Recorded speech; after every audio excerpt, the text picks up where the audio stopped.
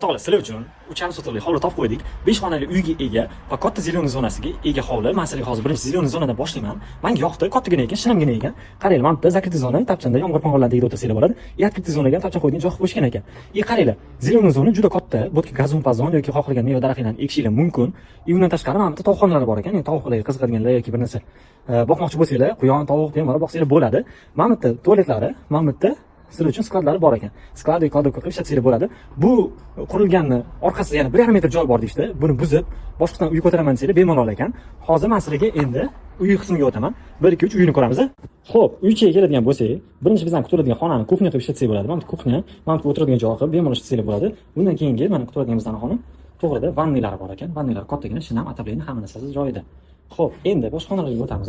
Boshqa xonalar, xonaga o'tilar ekan. Ayvon, hayvondan yana bitta xonaga kiriladi. Bu yerda odam borligi uchun olmayman. Keyingi xonamizni ko'ramiz. Shinamgina, issiqqina ekan. Mana undan keyin yana bitta xonaga o'tamiz. Общий to'r, yana bitta 5 xona kuxnya bilan hisoblaganda, prixo'ja kuxnyani hisoblaganda 5 xona ekan. Endi hozir tashqaridan masalaga qisqacha lokatsiyani tushuntirib o'taman. Xo'p, hovlimizdan lokatsiyasiga keladigan bo'lsak, shunda Toshkentdan kelaverish, mana bitta Bo'ston sanatoriyasiga pavorot. Shunda mana bu uy sotilyapti. Narxi $65,000, 3,5 sotiq. Obzori ko'rdinglar, bemalol aloqaga chiqasizlar mana shu nomerlar orqali.